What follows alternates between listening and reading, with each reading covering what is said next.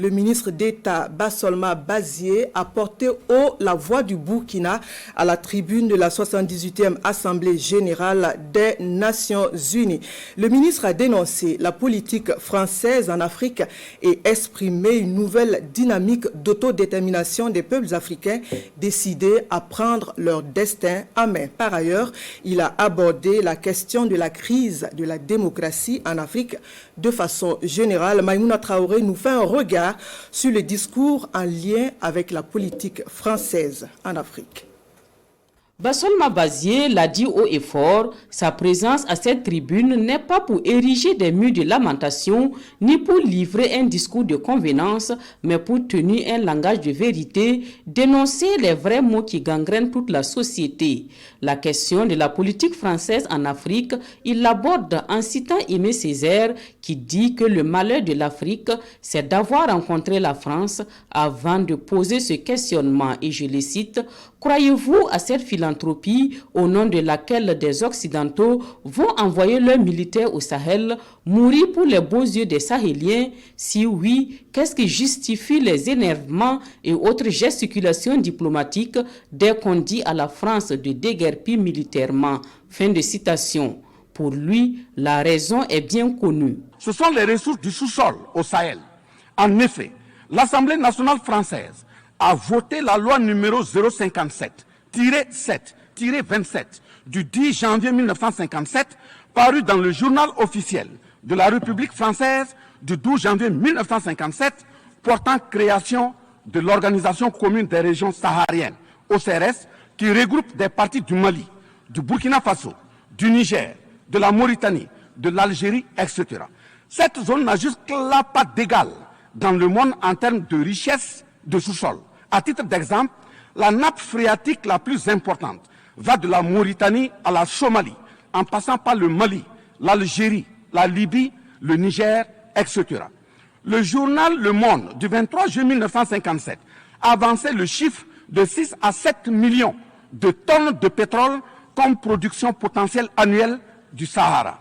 En plus de ces ressources naturelles, nous avons l'uranium, l'or, le cobalt, le zinc, le diamant, le lithium, le cuivre, etc.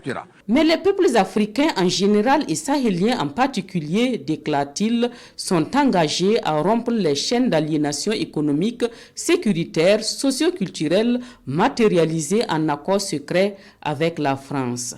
Toutefois, précise Bassolma Bazié, il n'y a pas de sentiment anti-français en Afrique, mais plutôt un désaccord avec la politique française pleine de condescendance. C'est pourquoi le Burkina Faso choisira de façon souveraine ses partenariats. Qu'un pays s'appelle Russie, Iran, Turquie, Azerbaïdjan, Cuba, Nicaragua, Corée du Nord, le Burkina Faso y achètera et y vendra librement ses produits sans intermédiaire, encore moins une autorisation de qui que ce soit, et cela advienne que pourra. Bassolma Bazié n'est pas allé du dos de la cuillère pour dénoncer les tentatives d'ingérence de la France dans la gouvernance au Burkina Faso, les sanctions, les mesures répressives et les menaces que subit le pays face à son refus d'obéir aveuglément. Le Burkina Faso subit des sanctions cyniques suite au coup d'État du 30 septembre 2022. Cette nébuleuse dite communauté internationale, sous l'impulsion de la France qui est passée par ses valets locaux en Afrique, a tenté d'abord de faire nommer un premier ministre au Burkina Faso en vain. Ensuite, ils sont passés à l'imposition de ministres dans des postes stratégiques au sein du gouvernement burkinabé en vain. Et enfin, ils ont négocié le maintien des relations afin que le capitaine Ibrahim Traoré mette en œuvre tout ce qu'ils décideront, condition sine qua non d'une durée à souhait au pouvoir. L'ayant aussi refusé, au nom de l'intérêt supérieur de son peuple, une avalanche de mesures répressives, de menaces, de tentatives de coup d'État, manœuvres immorales sont en élaboration dans des laboratoires criminels. Et malheureusement, toutes ces manœuvres et missions macabres sont pilotées en marionnettes téléguidées par des personnages de couloir présidentiel africains. Qualifiant les sorties du président Emmanuel Macron d'hasardeuses et de malheureuses, Bassolma Bazié lui a fait un cours magistral d'histoire sur l'apport des soldats africains dans la libération de la France lors de la Seconde Guerre mondiale. Nous avons 17 000 Maliens morts pendant les 2 guerres mondiales, d'une dette de sang que la France semble avoir occultée. S'ils le veulent, qu'ils aillent dans le livre, confère livre de Bakary Kania, professeur agrégé de l'université Sorbonne. J'ajoute dans ce même document, à la page 344, au tableau 21, les vétérans soudanais des 2 guerres. Il en résume un total du Burkina Faso, du Mali et du Niger à 82 208 combattants qui sont tombés. Et au niveau de l'Afrique occidentale française, il y a eu 154 519 combattants mobilisés, qui se confèrent donc aux sources Henri Léger, rapport de fin de mission en AOF Dakar, le 13 juin 1950, archives du Sénégal, code 4 D 68, entre parenthèses 89, voire annexe 5. Ensuite, le 17 novembre 1986, François Mitterrand, président français d'alors, en réponse au capitaine Thomas Sankara, disait ceci, je cite, « L'Afrique a été pillée.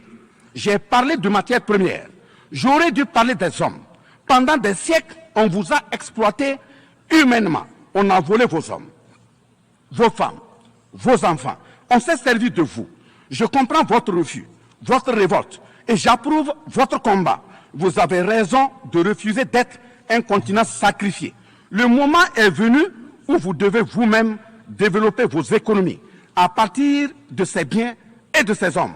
Et le devoir de ces pays qui ont profité abusivement du travail africain, c'est de restituer à l'Afrique une part de ce qui a été pris au travers des siècles derniers. » Fin de citation. Il n'a pas manqué de relever ce qu'on peut appeler une crise de la démocratie en Afrique qui se manifeste par des coups d'État dont les causes sont entre autres la couverture des tripatouillages constitutionnels avec leur lot de crimes, la promotion de la mauvaise gouvernance, le pillage, la désorganisation sociale et la corruption. Nous décidons désormais de dire non.